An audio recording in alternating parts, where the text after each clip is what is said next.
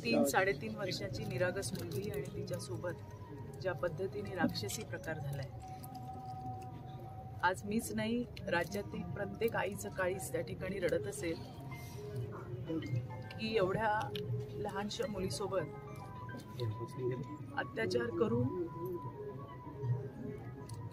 ज्या राक्षसीय पद्धतीने तिची हत्या करण्यात आली। खरं तर आज एक आई म्हणून, या राज्याची एक महिला म्हणून, मुलगी म्हणून, कायद्यामध्ये जर तरतूद असती त्या हरामखोर सैतानाला चौकात आणून उभा चिरला असता।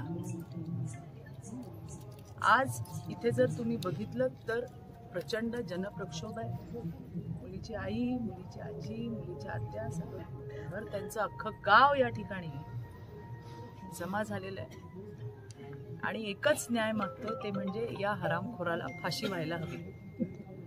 घटना घडल्या दिवसापासून राज्याचे सन्माननीय मुख्यमंत्री देवाभाऊ या घटनेवरती लक्ष ठेवून होते। त्यांनी एसपींसोबत संपर्क करून एकही पुरावा, छोट्यातला छोटा पुरावा हा सुटता कामा नये आणि या सैतानाला फाशीची शिक्षा व्हावी यासाठी सगळेजण प्रयत्न करत आहेत। ही जी राज्यामध्ये ही जी विकृती आहे, हे लांडगे जे आपल्याला दिसत आहेत, यांना ठेचून काढणं हीच काळाची गरज आहे।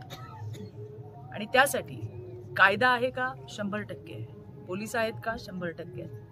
अर्ध्या तासामध्ये ज्या वेळेला मिसिंगची कंप्लेंट गेली, अर्ध्या तासामध्ये पोलिसांनी त्याला शोधून काढला। त्याच्यावर कारवाई होणारच आहे, कठोरात कठोर कारवाई, ती म्हणजे फाशी, मरेपर्यंत फाशी। परंतु या अशा घटना होऊ नये म्हणून आपल्याला पण जागरूक राहणं गरजेचं आहे। मला आठवतंय, एक 20-25 दिवसांपूर्वीच मी साताऱ्यामध्ये गेली होती। त्याही ठिकाणी दुपारच्या वेळेला सामसूम असताना, सगळे शेतात कामाला गेलेले असताना, ही जी लहान लहान लेकरं आहेत त्यांच्यासोबत असे राक्षसी प्रकार व्हायच्या घटना वाढत आहेत। म्हणून आम्ही पोलिसांनाही सांगणार आहोत की इथे पेट्रोलिंग वाढली पाहिजे दुपारच्या वेळेला, ज्या वेळेला घरातली सगळी माणसं ही शेतामध्ये असतात, मुलं इथं खेळत असतात, त्यावेळेला पेट्रोलिंग व्हायला पाहिजे, पेट्रोलिंग वाढली पाहिजे। डोंगराळे गावचे सगळे ग्रामस्थ हे आज त्या परिवारासोबत आहेत, त्यांच्यासोबत ताकदीने उभा आहे, संपूर्ण आमचा समाज त्यांच्यासोबत उभा आहे। आम्हीच नाही, या राज्यातलं प्रत्येक घर, प्रत्येक आई ही आज दुसाने परिवाराच्या सोबत उभी आहे। आणि म्हणून याला कठोरात कठोर शिक्षा म्हणजे फाशीच व्हायला पाहिजे, हीच सगळ्यांची मागणी आहे आणि ती त्याला फाशीच होणार, ही देवाभाऊंच्या वतीने मी शब्द देते। आज या ठिकाणी येताना मन भरून आले, मन फाटून निघाले, माझ्याकडे शब्दच नाहीये। मी काय सांगू त्या आईला, जिनी 7 महिन्यामध्ये जन्माला आलेली लेकरू 90-900 ग्रॅमचं तिला कसं कसं करून वाढवलंय आणि आज ते वाढवलेलं आमचं बाळ, निरागस बाळ, त्याचे अक्षरशः लचके तोडले।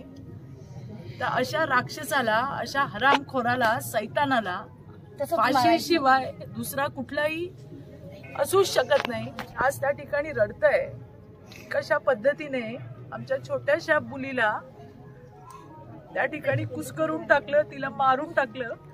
आणि म्हणून परिवाराची पण तीच इच्छा आहे। मी मगाशी तुम्हाला म्हटलं की एक आई म्हणून माझी इच्छा आहे की अशांना भर चौकामध्ये आणून त्याला मारलं पाहिजे। ही एक आई म्हणून भावना असताना कायद्याच्या चौकटीमध्ये राहून आपल्याला काय करता येतंय, तर आपल्याला त्यासाठी जलद गती न्यायालयामध्ये, फास्ट ट्रॅक आपण ज्याला म्हणतो, त्या ठिकाणी ही केस दाखल करायची, असे सगळे ज्या काही सूचना आहेत त्या पोलिसांना दिल्या गेलेल्या आहेत।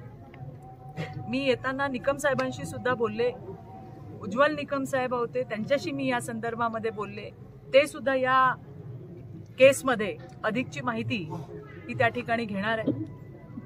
त्यामुळे ही मुलगी फक्त दुसानेंची मुलगी नाही, महाराष्ट्राची मुलगी होती, आमच्या सगळ्यांची मुलगी होती आणि तिला न्याय मिळेपर्यंत आम्ही कुणीच शांत बसणार नाही। उद्या तारीख असेल, कोर्टासंदर्भात, मृत्यूसंदर्भात काय चर्चेसाठी काय होईल? चांगल्यात चांगले वकील, जसं मी तुम्हाला सांगितलं की आज निकम साहेबांशी बोलणं झालंय, नक्कीच मुख्यमंत्री साहेब त्याच्यामध्ये त्यांच्याशी बोलून घेतील आणि ही केस फास्ट ट्रॅकवरती आणि उज्ज्वल निकमांसारख्या अतिशय आपण म्हणू विद्वान अशा विधिज्ञांकडे ही केस आपण त्या ठिकाणी सोपवावी यासाठी मी सुद्धा उद्या सकाळी सन्माननीय मुख्यमंत्र्यांची भेट घेणार आहे. आम्हाला पाहिजे तो इथे पाहिजे, आमच्या समोर आपले पाहिजे. देखील अश्रू अनावर होण्याची